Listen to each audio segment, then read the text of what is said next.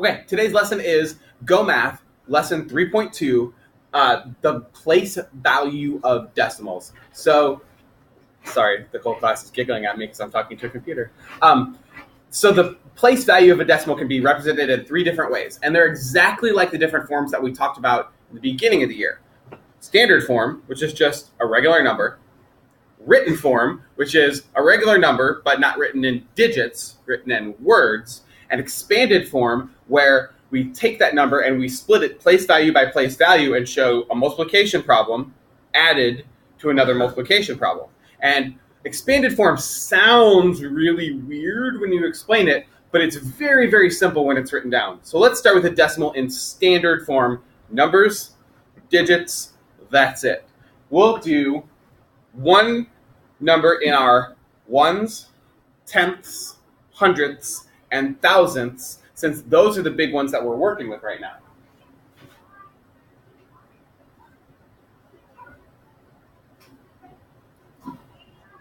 And since we're just working with regular digits, I picked the first four.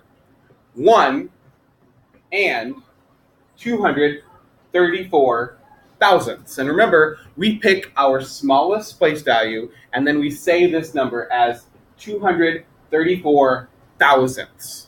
Just like if we're saying a regular number, we start at the biggest number, like 1,332. If we're dealing with numbers below the decimal line, which are less than 1, we start at our smallest, 234.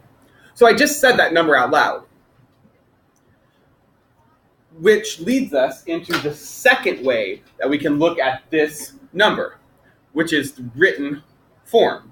When we use written form, it's just writing down the words that we said out loud. 1 and 1 and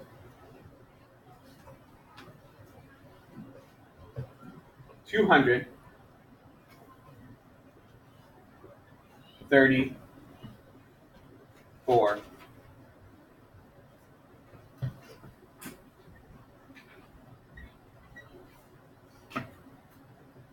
thousandths. 1 and remember, our and is never used in written form other than to represent our decimal. Our decimal is the wall that separates our whole pieces from our parts of wholes. 1 and 234 thousandths. So our written form is honestly a little annoying because it takes quite a bit of time. It's pretty long, it's pretty bulky, which is why generally in math class we don't use written form very often. Expanded form is an easy way to think about a number because we're going to take this number apart into pieces and we're going to turn those pieces into very small math problems. We're going to do our 1 first.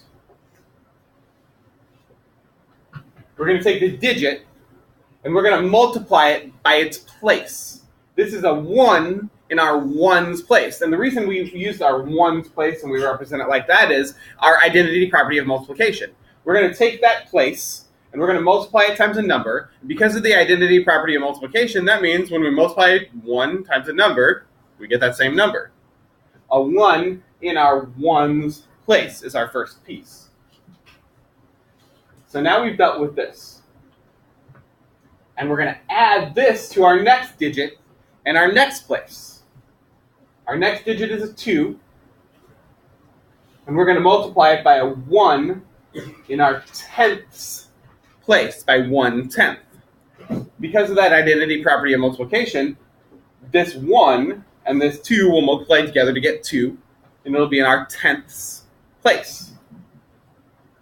And we're going to add that to our next digit, which is 3, in our hundredths place. 3 times 1/100th is 3 hundredths. 3 hundredths. And we're going to add on our last piece, which is a 4, in our 1,000ths place. 4 times 1/1000th is 4 thousandths. So this is the exact same number, including whole digit, and our 3 decimal places that we're going to be working with this year. We are working with our tenths, hundredths, and thousandths as an actual number, as a number in written form, written in words, and place by place. Broken out is our digits and where those digits go. So hopefully, as you're going through your work tonight, breaking down numbers, looking at these 3 different ways to look at numbers as pieces and numbers as wholes will help you.